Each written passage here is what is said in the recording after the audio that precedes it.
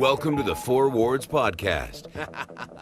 Hey, what's up? It's Eric Bra, voice of Draven, Jerks, and Vel'Koz. And you're listening to the Four Wards Podcast, here to help you move forward in League.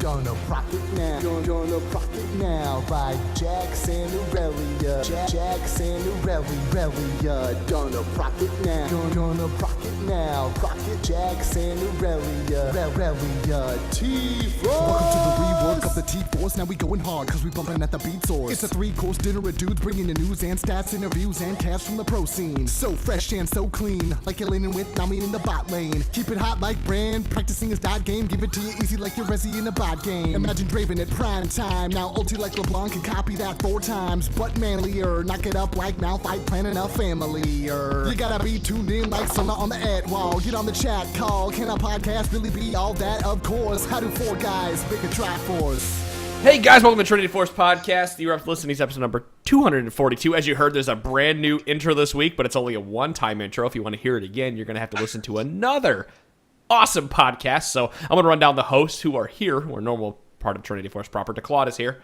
Howdy. Punch. Hello again. Hello, Punch.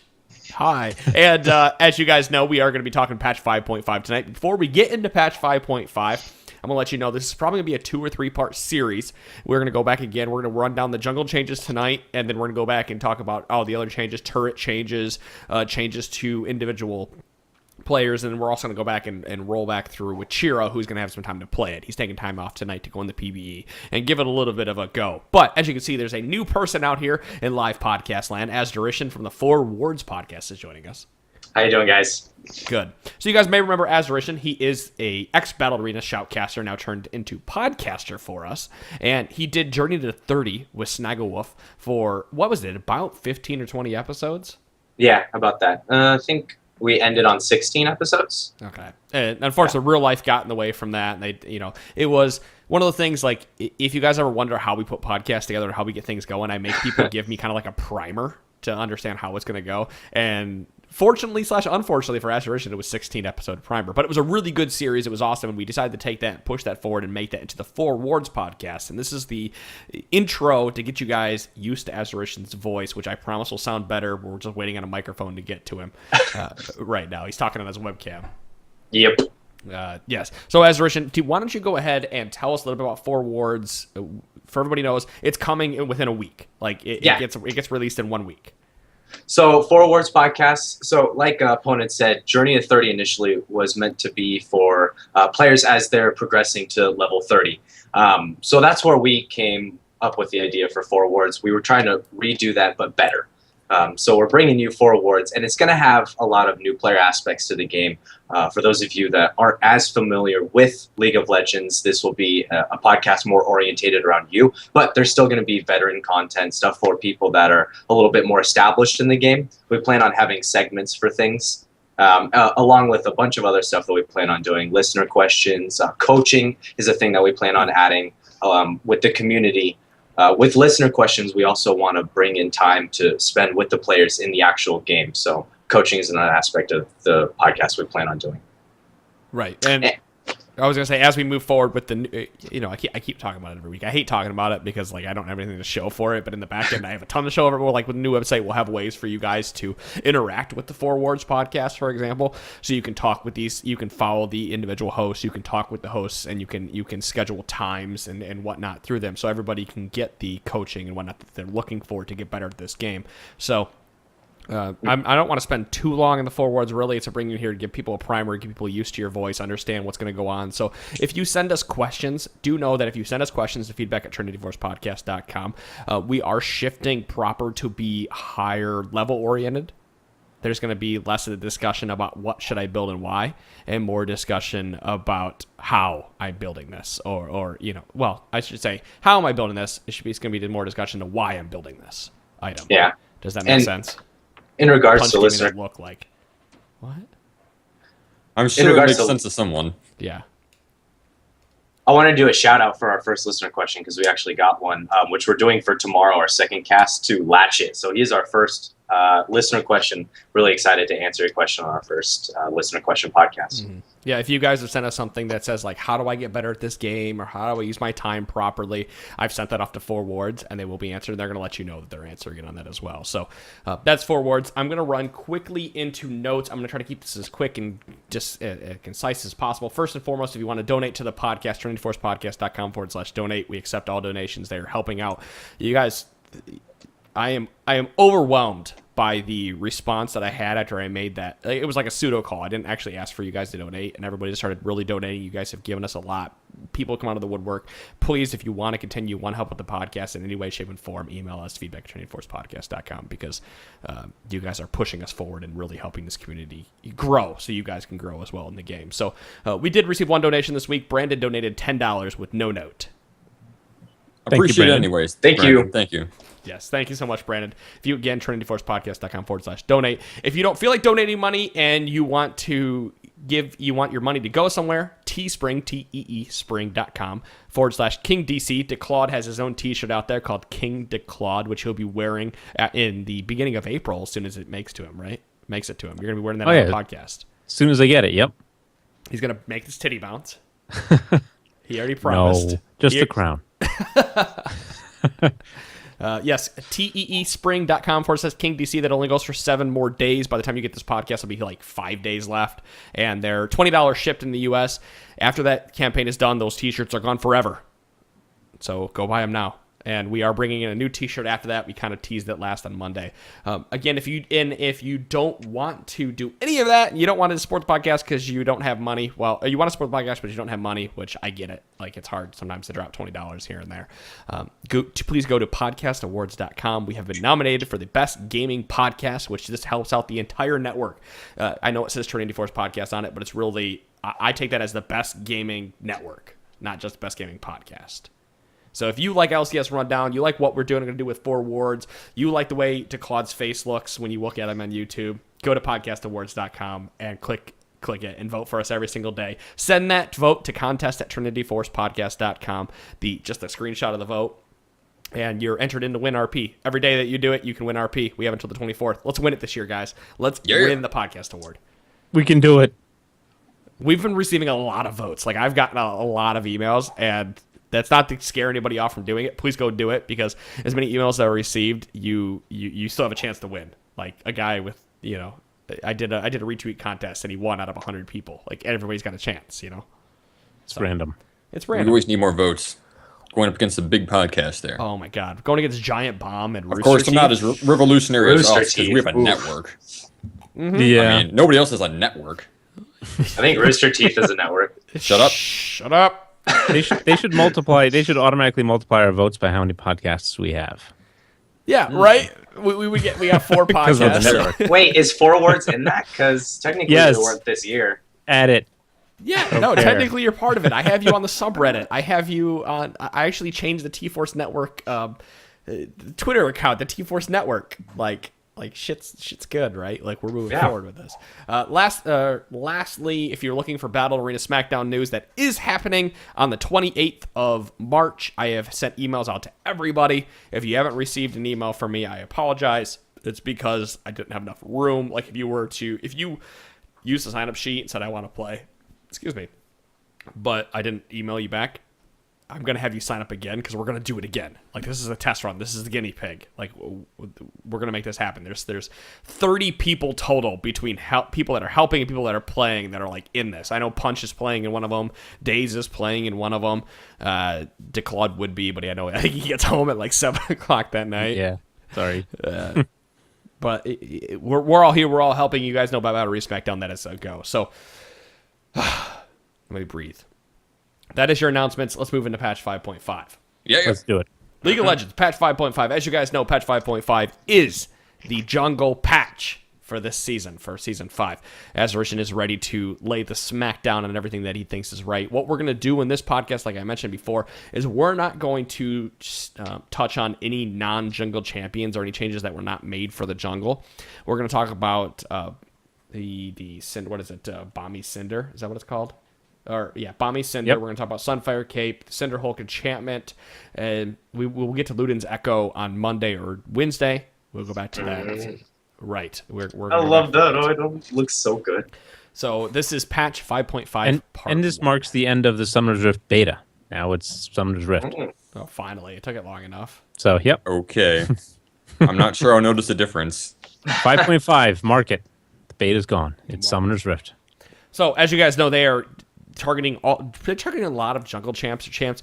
It kind of feels like Riot is pushing to what they want to see be in the jungle rather than what is in the jungle. Like, you could make an argument for that because, like, Gragas got a buff, and now he's a jungler. So we'll go right there. So General and Drunken Rage. Here we go. General's mana, he has had his mana increased to 400 starting, and Drunken Rage damage cap versus monster is now 300. I do know that Chira before this was playing him, and he was doing quite well out of the jungle with him. I've actually seen Spork play him, and you can't complain about buffs to a champion. Yeah, I don't think he's just having success in the jungle either. I mean, he seems to be having success in the top lane, and I'm sure he could be played in support again. I think he's just at a strong power level in general, and he's one of those. I'm kind of scared. He's one of those supports where I don't think everyone's going to pick up, and the people who are already playing him are still going to be good, because none of these. The only thing that changes for a support is how much mana you have. It's one more Q, it's one more body slam, it's one more Drunken Rage, or whatever it may be. It's the W Drunken Rage change to be 300 is a plus 50 damage increase versus monsters. Means a faster level 1 clear. Or rather means a faster clear in general as you start leveling up Drunken Rage. Where was Gragas picked in like every single LCS match? Last season or season before? Season before. Season 3, okay. Before he had his rework. So you can see he's close enough to going back into pick or ban. So yeah, and I don't know what these little buffs. I don't think these are going to do that, but yeah, I don't think so either. But I don't think they're like specifically pushing him towards jungle. I think what they're actually trying to convince us that they're doing is they're trying to bring back jungle diversity, which I said they were going to do in the first place, and people are kind of questioning that right now since there's not a lot of diversity in the jungle. So I think that's what this patch is trying to do. Is while they're tweaking a bunch of jungle champions and a couple items, they're saying, you know what, Gragas, let's throw him in there too. More diversity, the better. Right. The problem with diversity, as we'll go through here, is we see some changes to champions like Sejuani, or not Sejuani. Yeah, we see changes. Or we have Sejuani who's out there who's already really good, and that they remove Juggernaut and they put Bami Cinder in. That's what that's what they do with this patch. And it's not so much. It's not going to be. I don't think there's going to be so much of a change in the jungle. Or I can't fucking talk tonight. I apologize, guys. I think it's going to really shift. Like the meta was already shifting the tanky champions in the jungle as it was. That you weren't seeing the Xin Zhaos, even though Xin Zhao's getting a buff. You weren't seeing Master Yi's. You weren't seeing Rengars. You were seeing Amumu's, Sejuani's. You were seeing the stray Fiddlesticks. You were seeing Vi. You were seeing J4. And these are all tanky bruiser champions that can they can pick the best of both worlds. And now you have to pick a champion who can only do one or the other. I think this is a topic we could go really deep into, and you probably don't want to do that, but I would argue that Jarvan and Vi are not the same as Amumu and Sejuani. Oh, no, they're not, but they have the choice to be. That's what I'm saying. Like, they have the choice to go super hardcore damage and not really lose too much from it, while Vi and Amumu, they lose a lot of their... they become vulnerable if they're not, killing somebody right off the bat.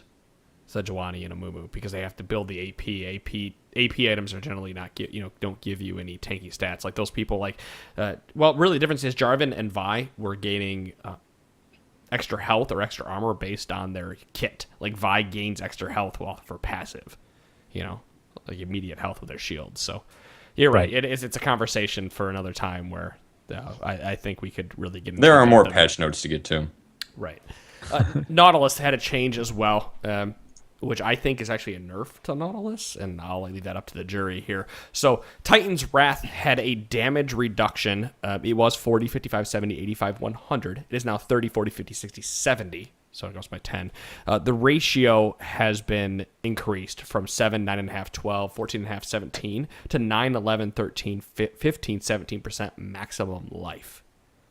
As well, Riptide, though, they changed Riptide, so basically it's up more often. The cooldown was 10 seconds in all ranks. Now it's 7, so it's 3 seconds shorter at the first rank you put in. It goes down to 5, So, I mean, you can more likely get 2 off in a fight. The cost of it has been significantly decreased at the beginning. It's now 40 rather than 60, scaling to 80 rather than 100. The ratio has been decreased to 0.3, and the slow duration has been decreased to 1.5. Yeah, I think with Juggernaut going away and the Cinderhulk replacing it, that kind of, well, it doesn't really matter for the early clear, but overall for Nautilus, I kind of see this as a nerf in conjunction with the loss of Juggernaut. Mm-hmm. It just seems like that. You got half or 30 less damage at max rank. Let's say look at a max rank Nautilus. Yeah. Nautilus, he always seems like the champion who he can do great if your team's doing great or if they're doing okay.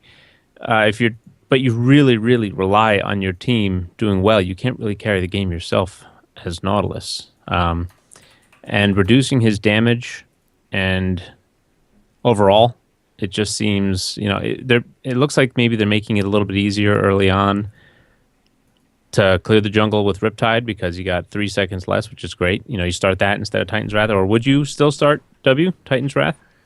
What would you do? Riptide or start W and then get the quick level 2 with a good W. I think you would start W as well. I think there's a conversation whether you could level W get or a good first. leash and then And W is an auto attack reset as well, so you can auto attack W, auto attack again, which probably makes the same amount of damage you would get if you just Riptide once. And the early ranks of Titan's Wrath are definitely better than the early ranks of Riptide. Riptide really starts to scale well into the later, like when you start to get around 4 to 5 points in it. Getting some life as well. Yeah, and as well, Titan's Wrath I think is still really good early because 9% of max health that's basically 10% of max health. That's not bad. That's a good buff.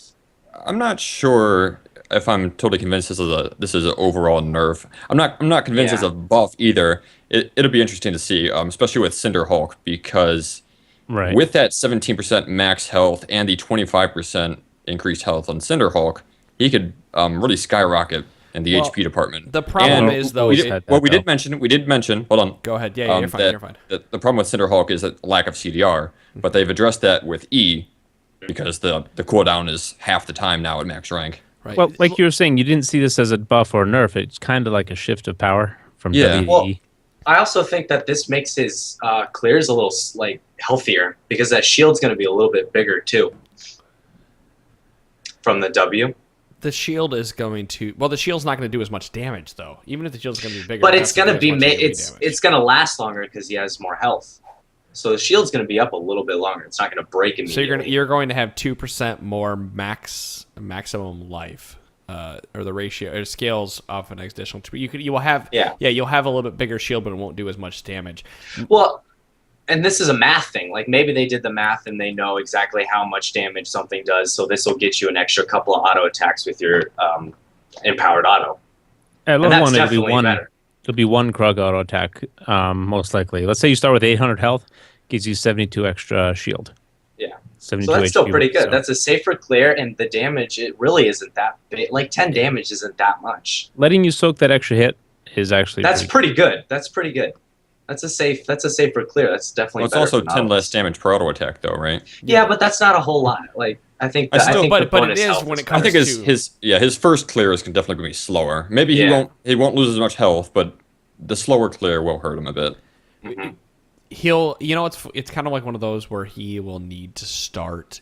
He'll need to start next to his blue buff. He'll have to start on Gromp, and he'll have to get blue buff to continue it up. I think it'll be actually quicker once he gets blue buff because we have the cooldown reduction for Riptide. He'll be able to eat Riptide more often, but he will become more blue dependent because of that. Because he'll have to spam Riptide to be able to do damage. Before though, like after the first clear with Nautilus, as long as you were putting scales in like 1 or 2 points into Titan's Wrath, 2 or 3 points in Titan's Wrath, actually 2, you could pretty much clear a jungle camp and then have it back up by the time you went to the next jungle camp, and you took no damage walking through the jungle. You just needed a little extra attack speed in your runes to make up for it.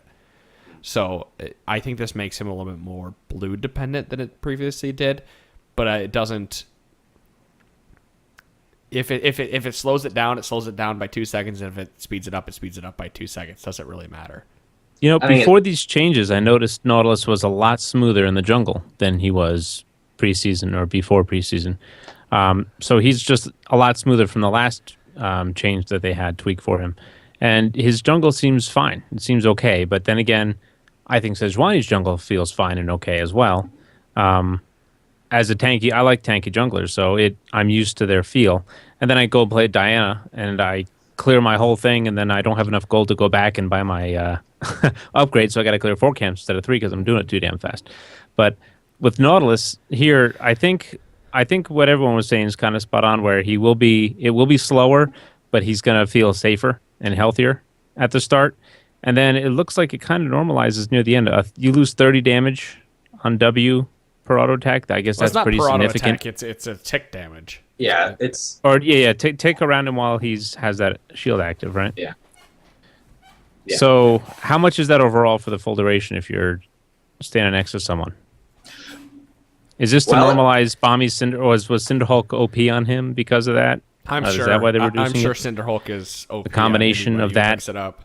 And the Gromp. Right. So, okay. So maybe they're just trying to tweak it with the new items, make them fit more. I'm starting to think that maybe the ideal leveling path for Nautilus would not be to max W. You know, maybe put 2 or 3 points in W and then max E. I think it depends on what you're doing, honestly.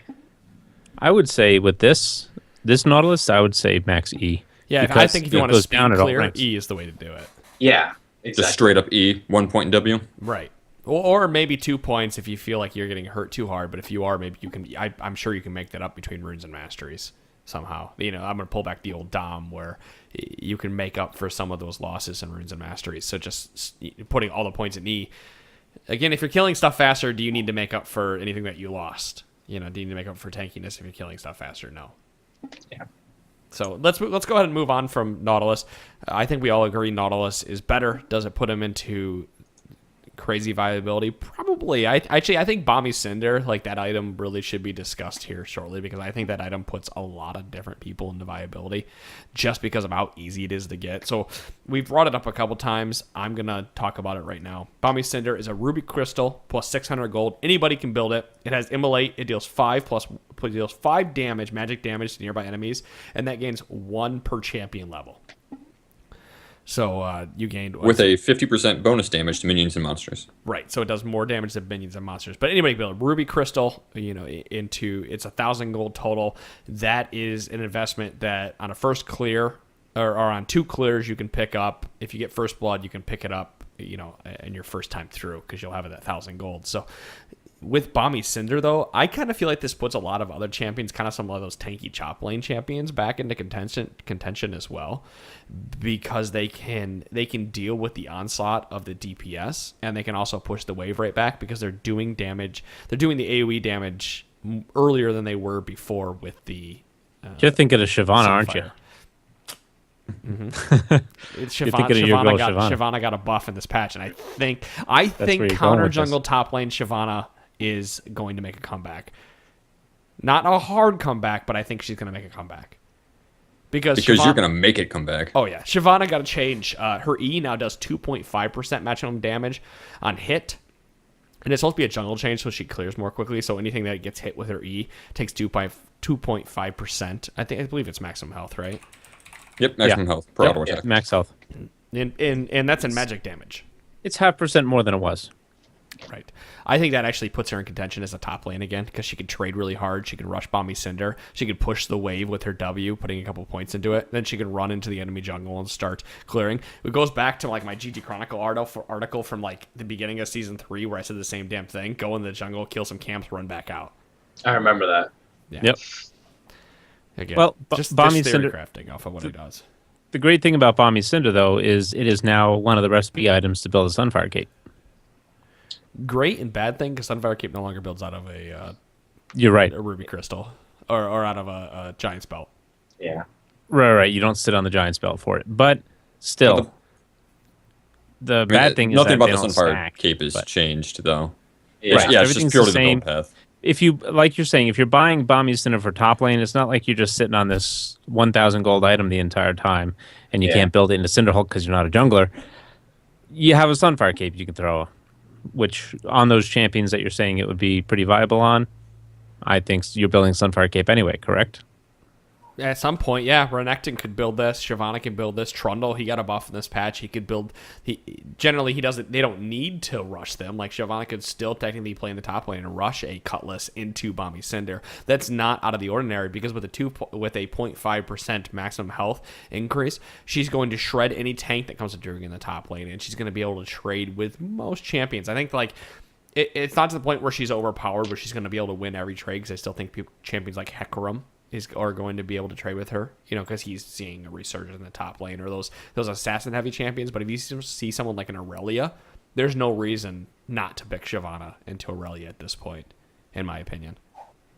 Plus, she's cool. She turns into a dragon. I mean, come on. Because she can push Aurelia in the tower. Aurelia has to farm into the tower and use her mana to do so. Yes, Aurelia is one of the best. And now she can roam and make use of that Bami Cinder and whatever she has in other places. Again, this isn't so much a solo queue strategy as it is probably a range draft or 5 strategy.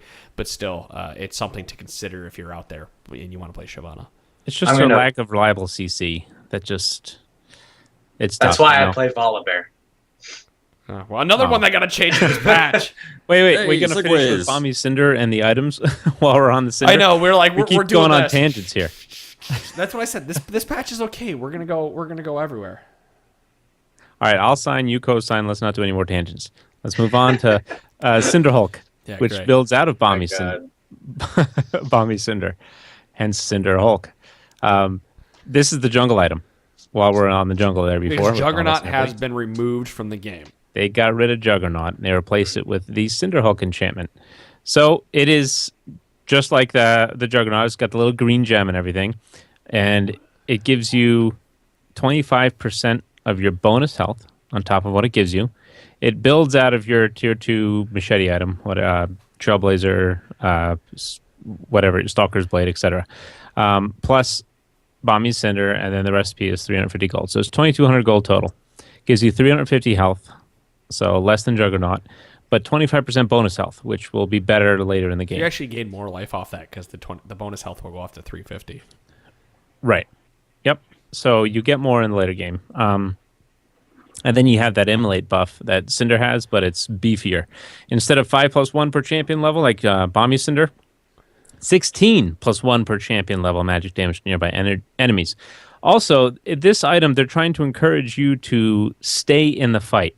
Be in there, be alive, stay in there, keep mixing it up in the back line, wherever you are, because it increases the damage of that Immolate with time in combat, up to 24 plus 1.5 per champion level.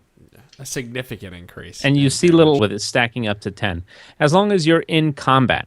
So you can kind of stack it by aggroing a camp on your way somewhere, or if you're jungling, and it lasts. I don't remember the time when I was playing on the PvE, but it's not that short. You could do chickens, for example, and then run to lane, and if you hit something on your way, it's every second. Is it every second?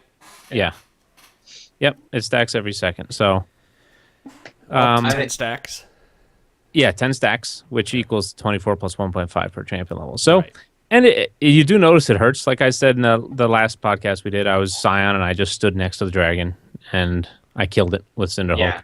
And my initial response to this is it looks terrible until it gets to that stacking to 24, and then it looks really good. That's a lot of damage. One thing I wanted to do the math on was I wanted to compare the total damage that you would do with that AoE compared to the total damage that you would do in the AoE with Sunfire Cape.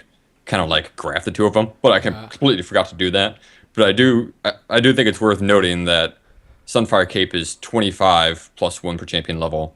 So even at max rank, the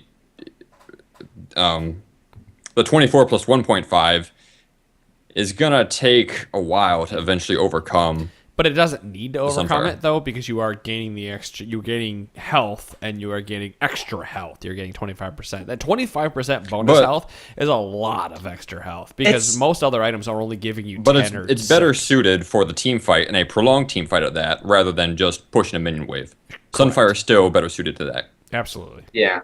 100%. Yes, Cinderhulk maxed out does 8 more damage than Sunfire all the time. I still don't know if this is an item that can compete against a couple of the other jungle items right now. Like, it's definitely good, and I think it'll be awesome on a specific set of champions, but I don't see me getting this on a Mumu. You know, honestly, I would get it on a Mumu. I think a Mumu would be one I would. To take that back, though, I don't think I would. Because of Tantrum, because Tantrum gives you the extra AoE damage, so you're doing just fuckloads of AoE damage with the Tantrum. Sunfire Cape was never a really bad item to get on him. But, and the other hand, Cinderhulk is hard for me to agree to grab on a Mumu because I liked Magus so much before. Yeah. It's 20% CDR. And 80 AP. Exactly. Yep. Yeah. A lot of the pros, it's different when you pros play because they need that extra life and the 10% CDR, they can make better use of it. But in like a solo queue game, 20% CDR and 80 AP goes longer. It goes further than extra life does for most players. It depends how you build too, because if you're already maxing your CDR on other items. Yeah, I think it really depends on how you build. Well, we mentioned this a little bit. Like one item you would get if you were going to get Bami Cinder and you want CDR, one item you might get is Frozen Heart? Frozen Heart, yes, thank you. Which won't synergize very well with this because it doesn't give you any health. And you want to maximize health with Bami Cinder since you want to get that bonus health increase. That's why champions like Sion, I think Cinderhulk is nice on because he's Yeah. massively building health. And Champions that snowball with health and that scale with health, I think will find this item to be very attractive. Other champions that don't, I don't think so. Cho'Gath and Volibear are the two that come to mind for me because I've played Sejuani will because their W does. Yeah, I would use it with Sejuani just because, you want to mix it up. You're going to queue in Fire there. and Ice. But exactly, Fire and Ice. That's a beautiful thing. But also Cho'Gath, I haven't tried him fully stacked Feast with this Cinderhulk late game to see how much god awful health he has. So I'm sure I like to do that just it's to a lot. check it out. It'll be scary. It's around 4.5k if I remember correctly initially with the build that I do. So in this item, I would probably replace Rabadons with this item from the jungle. So you're probably sitting pretty close to 5k. Well, I had that. you'll have way more than that because as Sion, I had 5.7k with this item on PvE when I was testing it at the late game. So much life. That's a ridiculous amount of life. You can't even chew through that amount of life. So well, let's talk about Volibear because we did mention him a number of times. Yes. Now, I want to bring up that we have previously mentioned that we feel that Volibear, I think it's unanimous on this podcast, that Volibear is the best starter jungler next to Warwick to play. Because he's very, very safe. You can force proc your passive and stay very safe, and you can do a longer clear, which potentially allows you to impact lanes because you're allowed to stay out. You're allowed to stay out of your base longer. So that's why we think Volibear is good. Just give us a recap if you don't remember that. Now, to make this even better, Frenzy has had a change. It's called New Tastes Like Raptors. Refunds half of the cooldown if used on a monster.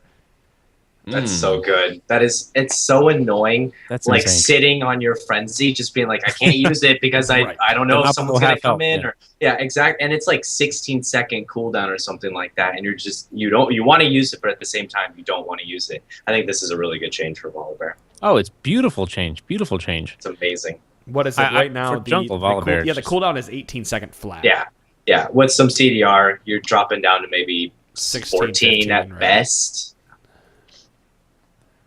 So I like this a lot. I feel Azure. I would sit there and holding it, looking at the monster's health. Like if I use it too early, I don't get the extra damage because he's lower in life and missing health. Blah blah blah that it adds. So I'm holding on it, waiting on it. Auto attack. Come on, because you only get one bite when you're clearing a camp. And it does more damage the more life that the thing is missing. The monster is missing. So now you can open up with it, and by the time it's off cooldown again, it's really going to maximize that missing health damage that it does. So how is his jungle clear now? It's amazing. It's really jungle. So it's fast. So is it going to be ludicrously fast now? It's not fast. Safe. I guess it depends how you classify fast. I classify how fast you kill things. Yeah, well, right. I classify fast. I wish I had numbers, but like it's not going to save you 10 seconds overall. We'll put it that way. It might save you 4 seconds overall, but it's enough where he can counter jungle. Let's say, for example, if he decides he can counter jungle, and he can still walk to lane and have W available to him as he's walking to lane, or he can clear a camp and walk to lane and have W available. That's the difference by having half your cooldown refunded. And I think And I think this also allows Volibear to be in that group of champions that allows him to take Dragon ridiculously early, because he can now spam that W all the time. That thing's on like a 7-second cooldown now when he uses it on a monster. Yeah. So he's just constantly hitting Dragon with this Enraged W with attack speed. Couple that with the new Cinderhulk, you're doing a crap ton of damage to this guy. Maybe you get low. Procs your solo Dragon? Wait, I think he totally could solo Dragon. If he has now. passive available, I'm sure. I bet you if he gets Bami, I bet you if he goes through and can get a Bami Cinder and goes back, he can get solo Dragon with a Bami Cinder. With a blue buff and Bami Cinder, you're good. That's all you really need. I'd like to try that. I don't know if he'd be viable at level 2. No, I'd be like it's like 4. 3 or 4. I think he'd get definitely squished, but yeah. But it's still an early Dragon. Considered. I do want to bring this back to Bami Cinder real fast because I meant to bring something up. The chat is talking about it. And that's Mundo. I do think that Mundo is going to make a resurgence in the jungle again because of Bami Cinder. He's already got a decent clear. He has decent, everything is decent about him. He's decent ganks until he gets to mid and late game where he's unkillable. We all know how Mundo is. Yeah. So I think this kind of brings Mundo back into contention. What do you guys think? How do you mean out of the jungle instead of out of top? You're right. But even you could still build it out of top. Yeah. Yeah. Because I see him becoming that unkillable tank. He gets to that point faster coming out of top than he does jungling because you build that jungle item. Potentially, again, but then again, potentially, like you said, with the new Cinderhulk, he'll have even more health, which gives him more % regen, which makes him even more unkillable. Right. So maybe now out of the jungle, he can actually get to that unkillable tank just as well as he might out of top lane.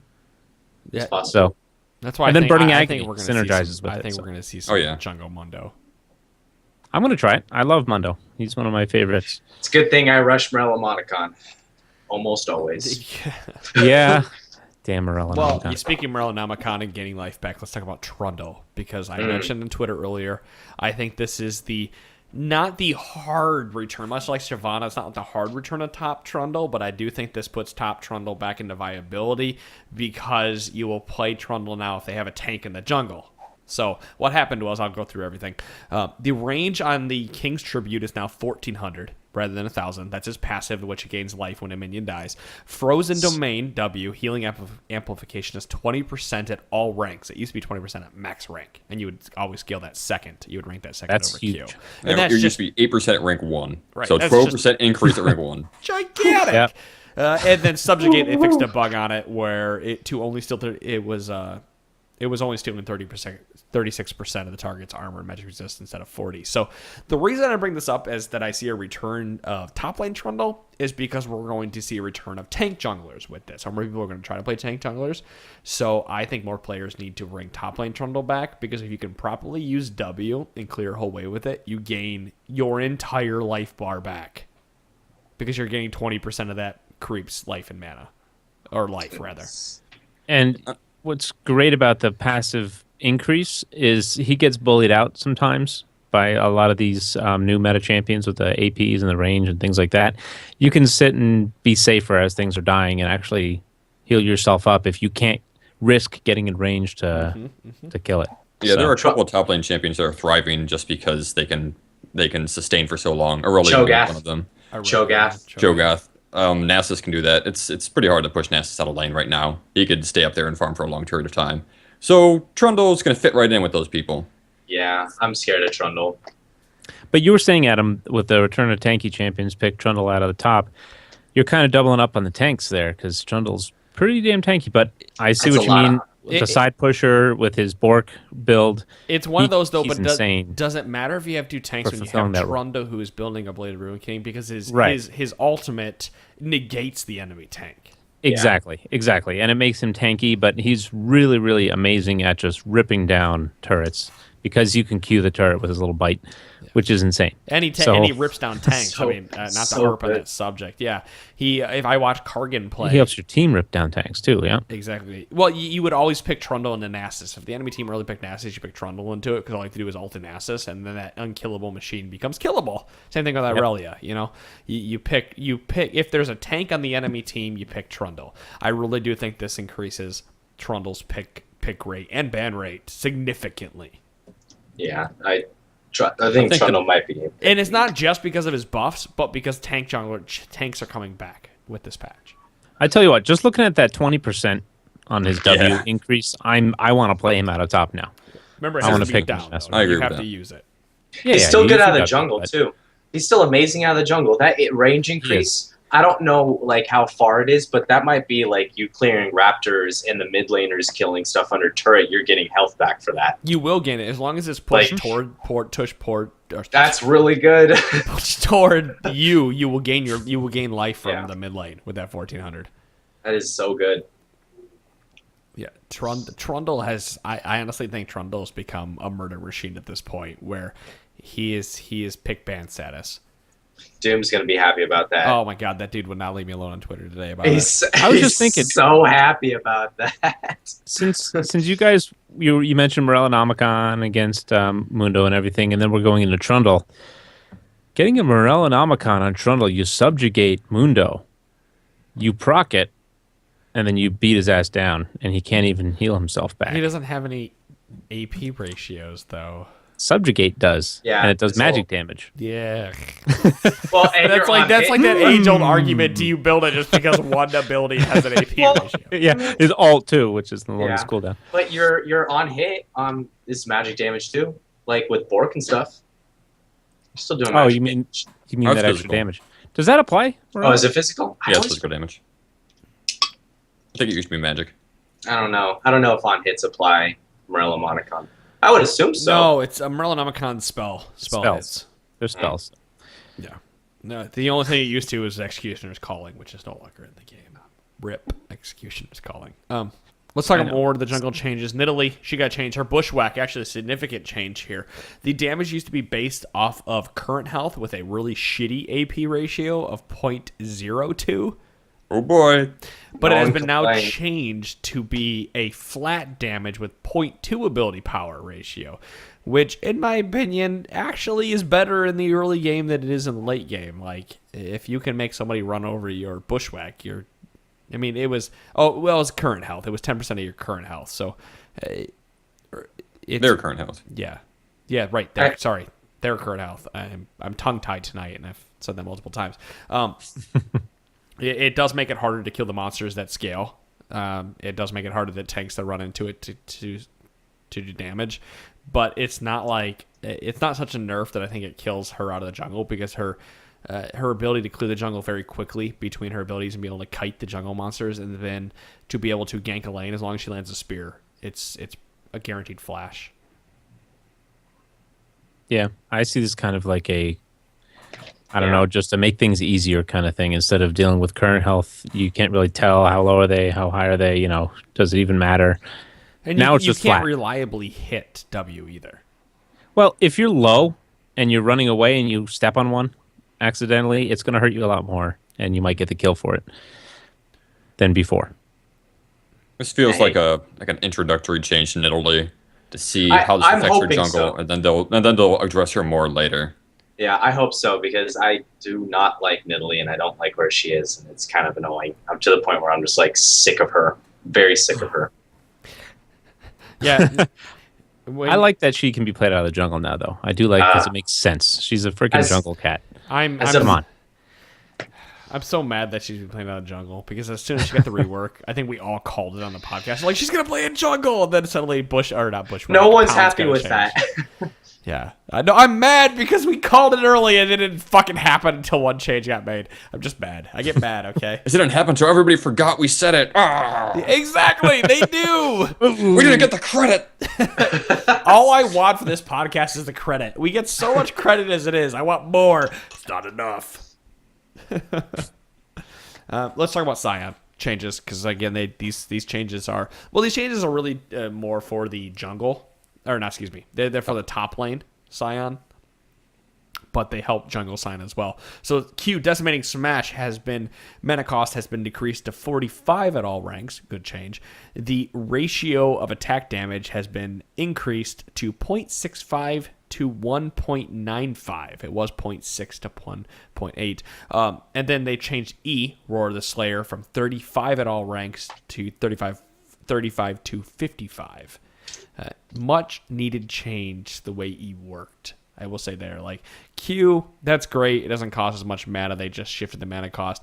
Being able to spam E relentlessly in lane without having to use a potion was broken. I like the reduction of cost on all ranks with Decimating Smash, just because I would not use it because I didn't want to run myself out of mana a lot of times in lane. But I didn't need to because I could just spam E.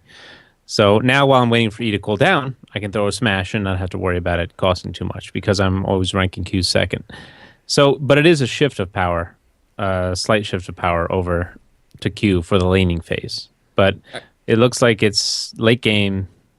It's just Q's better. That's pretty much. I'm surprised that you rank Q second because every time I played top Sion, I ranked W second. But so look at the ratios. A bigger asshole. Look at the ratios. At rank 5, from rank 1 to rank 5, you get 100 extra shield. Right. Well, the difference though is the way we build our Scions. I'm not going to. Doesn't matter how you build far as. I know, but Q has a AD ratio, and if I'm not building AD, there is no reason to level Q. If you're not building AD... Yeah, the other reason, because of the base damage goes up significantly, whereas when you rank W, the shield goes up slightly. Which... I'm not going to argue it right now. Not worth my time arguing. We'll argue it later. Seeing these changes, it makes me wonder if Riot initially thought that Q would be leveled first, and that's why they had the scaling. They did. A lot of people did. Yeah. A lot of people did that as a mistake. They thought it would be a 1.1, and they're like, we'll just leave the mana cost flat, and then it turns out that DeClawd comes along and he's like, ranking up E is really overpowered. I'm going to keep doing that. Yeah, right. And then everybody cried. And then everybody's like, you know what? Let's just do this now. But ranking E, I did rank Q first when I jungled him for a while, until I realized just 2 ranks in Q was enough to pretty much decimate the camp anyway. And I would go back to ranking E because whenever I went to gank, and I threw that E and just saw it barely did any damage, it would hurt my soul. I'd be like, because I'm so used to playing him top. Like, I'm used to that chunking their health.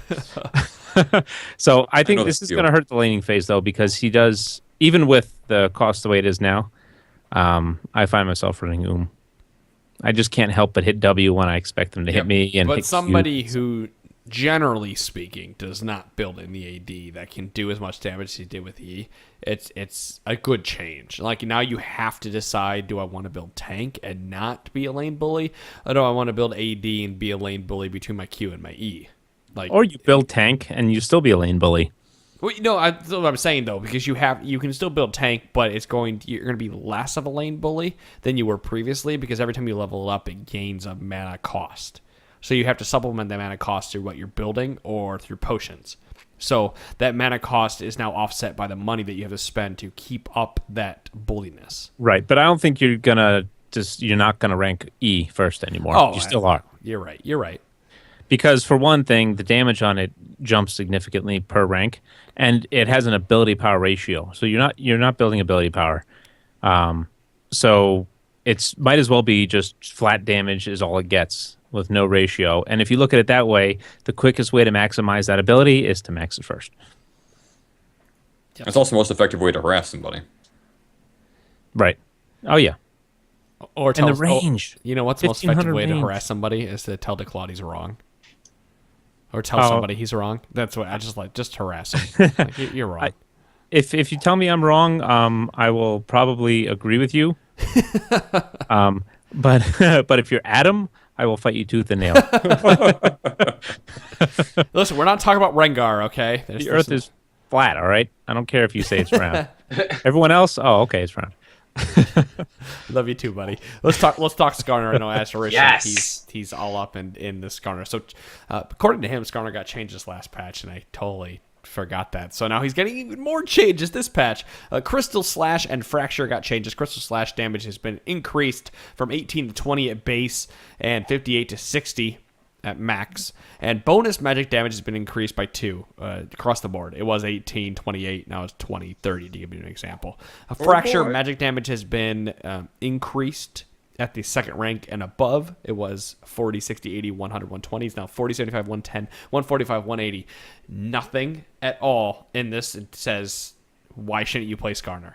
Like, this isn't one of those the exchange of powers. Nothing. This is just straight buffs across the board. He's so strong. They seem wait. The face. What was the punch face? Well, okay, so the Q damage is only 2, but that's 2 damage per stack, so I mean that builds up. That's significant. The E change, I'm not entirely sold on because I didn't level E second. I leveled W second. Use it for its utility, yeah. Right. Yeah. So I mean, so it's an increase of 60 damage at max rank, it's a gravy buff, which is pretty good.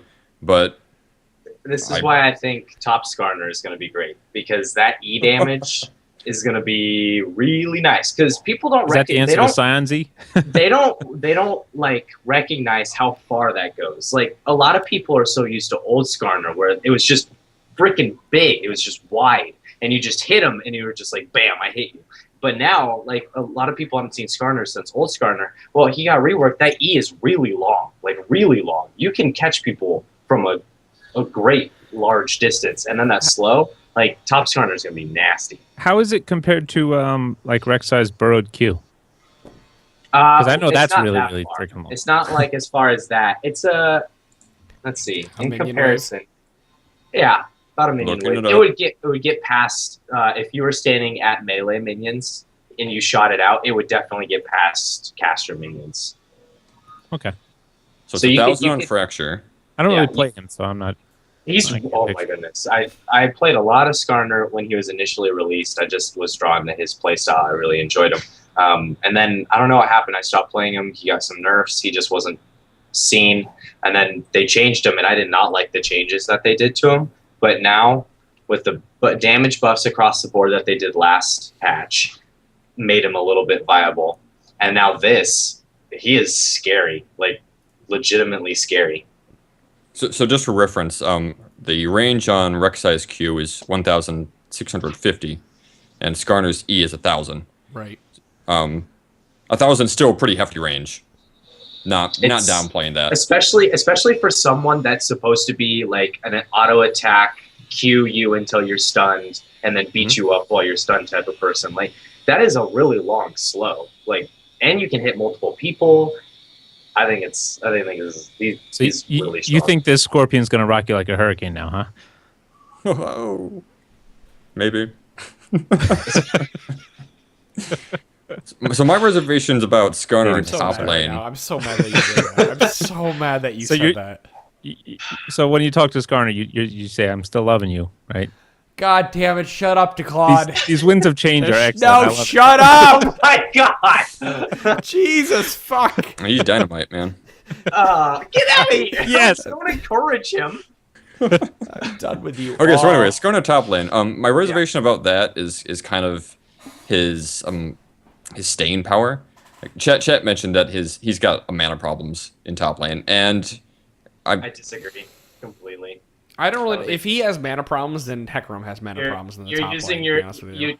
If he has mana problems, you should stop using your W at every trade, because that thing will just tear you apart. Like, honestly, he reminds me of the same thing as Hecarim, though. And Punch knows this, though, because every time you spam Q, it's just a little bit of mana. It's not that big of a mana cost. I have him up right here.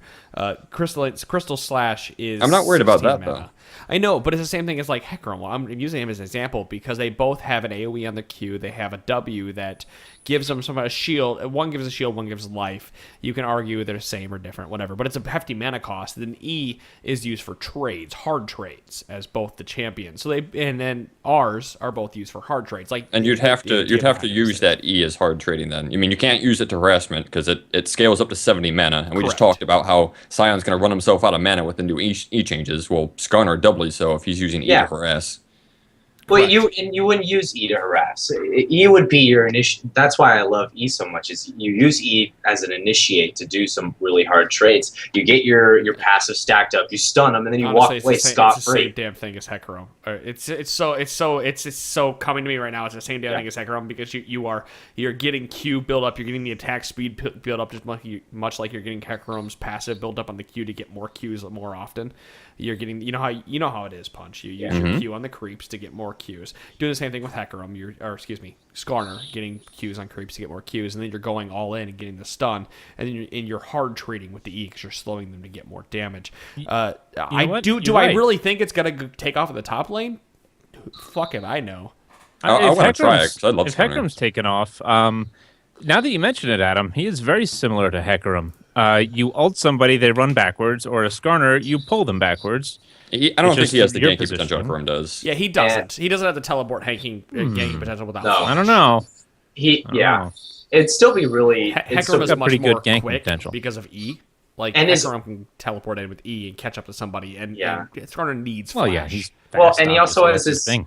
His AoE ult on Hecarim makes it so that his teleports are so much more worthwhile. Like, you're going to get a lot of people with that ultimate. With Skarner, you'll get one, at least. Yeah. Hopefully. Or you'll get a flash. Interesting, though. Or you'll get a flash. Mm-hmm. I mean, granted, if I hate to say this, but if Dom was here, because he yells at me all the time, he'd be like, you can't compare it to one champion. You have to compare it to all the champions. You have to compare it to what top lane does. And he's not wrong. But comparing them to how they trade in lane and what they can do, they're similar. It's just, do they have the map presence between the two? Who's better at having the map presence? Hecarim is, because Hecarim's faster and has an AoE ult, while Skarner is one person. Weigh the pros and cons. So, pros and cons. Go try it out. I might try top Skarner right now because patch 5.5 isn't out as of tonight. Hell, I might just try it before the buffs come out. I mean, he's still really good out of the jungle too. I don't want to diminish his strength in that. Like, he's always been a great jungler because his Q is just amazing for jungle clears. It's hands down one of the best abilities I've ever seen be used as a jungler. So definitely still think to play him jungle. There was one thing I want to say about Skarner that I notice a lot of people don't know is when you ult with Skarner and you pull him back, I see far too many people don't step backwards like how you do with Blitzcrank when you pull someone and then you move forward so they go behind you. You can do Skarner ult, and I see no one do it. I don't know why. You can ult him, pull him back, and then the second it's about to end, switch places with them and then put yourself and body block them. And people don't do it at all. And that's why in top lane, I think he's going to be amazing. You can pull someone under the turret and just wreck them. Literally wreck them because they can't do anything because they're stunned. And you just body blocked them. I'm in agreement with you here because I mentioned the other podcast I saw on a Mumu top lane, and I've seen it happen before. It's like just shit out of the ordinary as long as the person knows how to play it, makes it work. So Skarner under the top lane, no one's played against him. I could see it working. Do I think these changes make him that much better on the top lane? No, I just think it's something that we're touching on that not enough players are abusing. Overall kind of thing, right? Yeah. We're getting here to the last 5 minutes of the podcast. Let's talk about. We've talked about Volibear. Zach has had a change now. The unstable matter picking up a chunk now briefly gives Zach a reservoir of CDR, even if he casts W within the 1 second following pick up a chunk.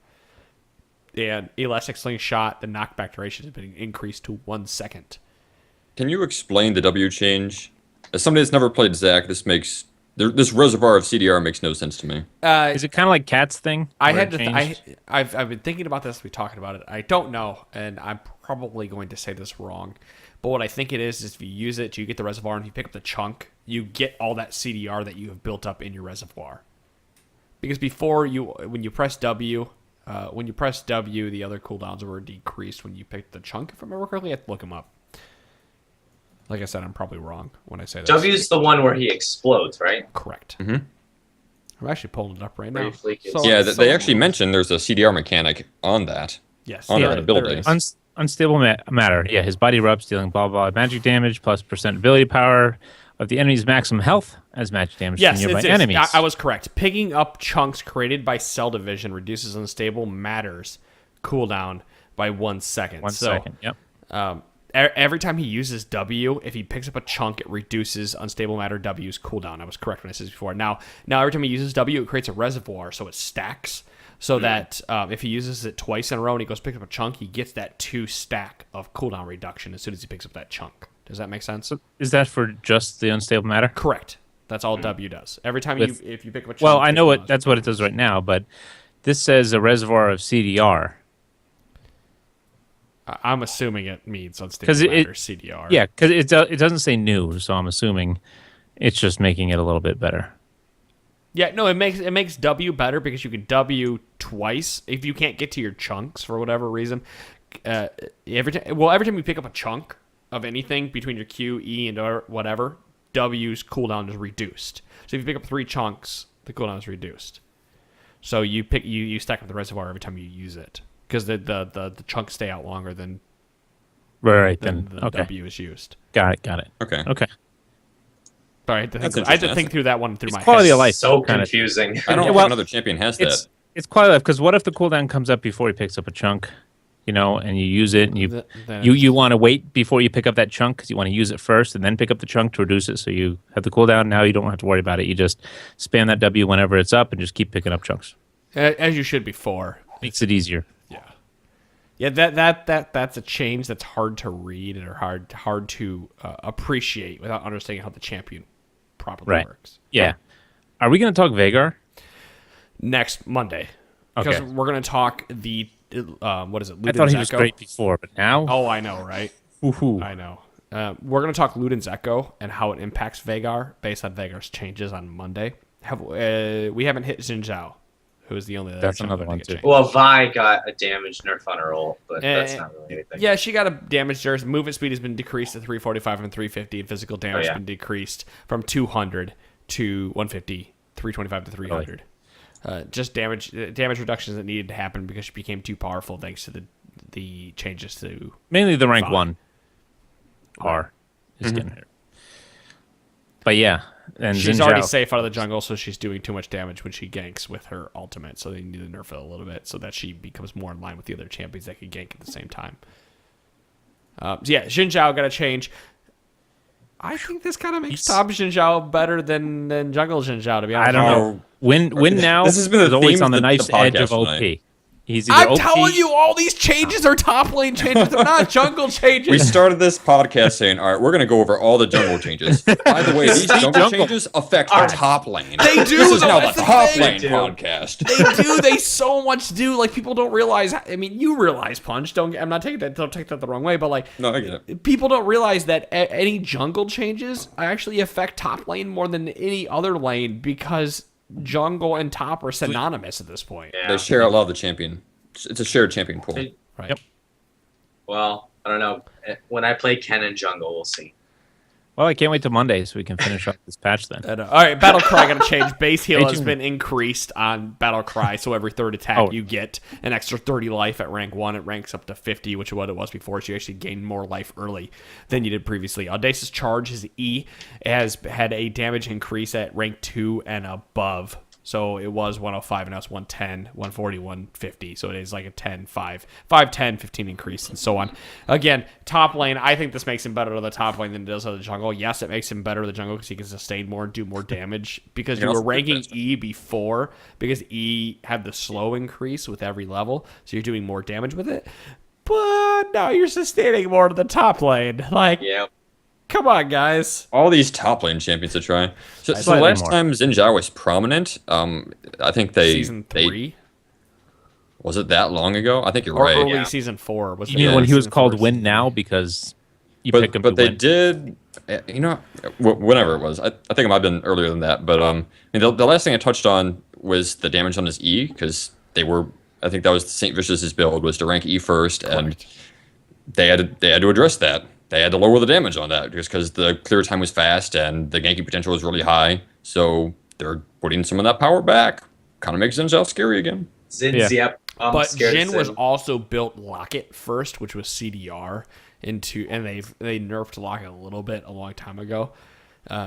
We didn't talk about Righteous Glory getting changed. Top lane change. Yeah, that item is really good. There we go. I'm telling you, I don't give a fuck what you guys say. Every one of these changes are top lane changes. Fuck you all. No. Righteous Glory got a health increase from 500 to 650, so gain 150 life. And if you don't know what that is, if you have never built that item before and you don't know what that does, it gives you a pseudo, what's it called? The Tailspin Ascension. Or yeah. Where Yeah, it makes you run fast. Only towards the enemies though. You can't use it to escape. You gotta go ham. a pseudo, again. The item's not bought enough. It's really good. It's And the I build myself path, not buy though, is enough, so. yeah, the build path's a little janky though, because you got to go Catalyst. Well, those, Yeah, I mean, What is Catalyst is Catalyst still really for? good for the sustain in top lane, but you're not getting damage off of it. You have to have mana to build it. That's the problem. That They too. mentioned in the notes. They mentioned in the notes that they wanted to synergize more with the Cinderhulk enchantment. So So you run And really that's what it fast does. at something and make your team run really fast because you're a tank and you should be engaging. Way to go, Riot. and you have more health, Yes. a lot more health, because the 150 Yes. plus 25% on top of that. from his Cinderhulk if you have it. Yeah. So they want you to build this out of the jungle. Righteous Glory is really good if you're not building it. If you weren't building it before, you should be building it now. It is a very good item, and it gives you that Talisman of Ascension that you wouldn't have had previously, because there's not many supports that build Ancient Coin out of lane. I think there's like one. I think Janna is the only one that I can pick up off the top of my head that builds Ancient Coin. Bard. And probably Bard when we get, because you're running around doing your own minigame. Yeah. Correct. But the problem with Righteous Glory is it has no resistances, but resistances are pretty much, what are they? Effective health anyway, so this is just health. So it does make you tankier, but you have the choice between one of these with 500 health or, let's say, Randy's, where you have health and armor. You know, it's just, you really are building this for that Shurelya's, the quick movement speed burst. Correct. So this just makes you more tanky while you're doing it. I want to round out this podcast with one last item change that didn't get changed, and there's nothing to it. Banner Command, they actually put it in the patch notes to remind people this item exists. It's still there, guys. It's exactly what it is. They say that, hey guys, this item's actually really good, and we've noticed that if we put something in the patch notes, even if it's a really small change, people start using it again. So that's exactly what they're doing. They're like, hey, this item, no changes, but it's good. Use it. Yeah, we talked about it the other day. I got in a big argument with, I think it was like Squirrel Gotta on the Trinity Force Network subreddit /r/TForce Network. I got a big argument with him, and I was like, yeah, Aegis Legion is good. Locket of the Iron Solarity is good. I get it. But Banner Command allows you to do things you couldn't normally do as support, a.k.a. push a lane. And for any of those out there that don't know, Banner Command can be used on any lane minion. You don't have to wait for a cannon minion anymore. Right. So, like, if but the Baroned Up cannon minion. Holy shit! Yeah, I was doing the magic like, damage. Now that like later in the game, cannon minions are start coming more frequently. I think that's why that's why they wanted to touch on Banner and Command, is that games are starting to go along. Well, there is a minion health change in this patch too, which we'll touch on later. So much to talk about. So little time. I know we're already past our hour time, and I know that Make sure you stay tuned Monday. Needs to go take care of Syndra, who didn't get. No, I just need to be able to open the door so that she can come in here and get changed and make noise. Asderition, thanks for coming on the podcast tonight. Thanks for so much for talking. Thank you for having me. Yeah, appreciate it. I hope you enjoyed your time. I did. Tell people 4 words. 4 words, guys. Where do they find it? What do they do? 4 Words Podcast. You can find us nowhere just yet because the new website's not up yet. It's already up. What are you talking about? Oh, is it? It's 4words.trinityforcepodcast.com. I put it up 2 weeks ago. I must have missed that. .com. But you didn't put a link to it on the direct Trinity Force Network. 4words.trinityforcepodcast. Oh, I spelled force wrong. Yeah, no, I have not put it on. I have not put a link on there yet because that's probably why. No one knows. Adam, that actually looks really good. Yeah, I told you I put it together. Damn it. Anyway, right there. Our first episode should be launching next week. I'm finishing it up tonight. Both episodes. Both episodes. Nice. Next week. So yeah, we're recording our second episode tomorrow. I'm not going to tell you what we're talking about. All right. Really excited. But it'll be fun. We're really stoked. All 4 of us. We've been prepping ourselves and talking. There's been a lot of organization. There's been a lot of conversations. A lot of effort has been put into this, and we're really excited to give it to you guys because it's going to be good, I think. It is going to be great. We put this together. The reason I'm waiting for 2 episodes is because I want to give you guys something to binge on. We are waiting on microphones. Like, as you heard, Asderition, his audio isn't great, but hopefully Ensifer is able to make something of it tonight. The audio will get better as it goes on, so please, if you are brand new at League of Legends, please check out the 4 Words Podcast, and we will have a very easy way for you to get to it. It'll be on iTunes and everything. Stitcher, iTunes, all the good stuff. So that was 5.5 Part 1. That was only the jungle changes, and that's only our initial thoughts on it. So on Monday, we're going to come wrap back around. Chiro's going to have time to play it. I'm going to have time to play it. We're all going to walk through the jungles this weekend. We're going to talk more about it. We're going to talk about the Luden's Echo on Monday, and we will also talk about turret changes, because a lot of these changes, when I kept yelling about top lane, actually have a lot to do with the turret changes and how snowbally the game has become / not become, how the changes affect. kind of give you a preview by not getting as much gold. It's not as snowbally because taking early turns doesn't really give you as much as it did previously. Preview what we're going to talk about. So yeah, inhibitor turrets, anyway. Correct. Mid lane. We'll talk on that Monday. Yeah, so much stuff. I know I'm pushing through this, but thank you guys for sticking with the Trinity Force podcast. We will see you all on Monday. Bye, guys. Bye, guys.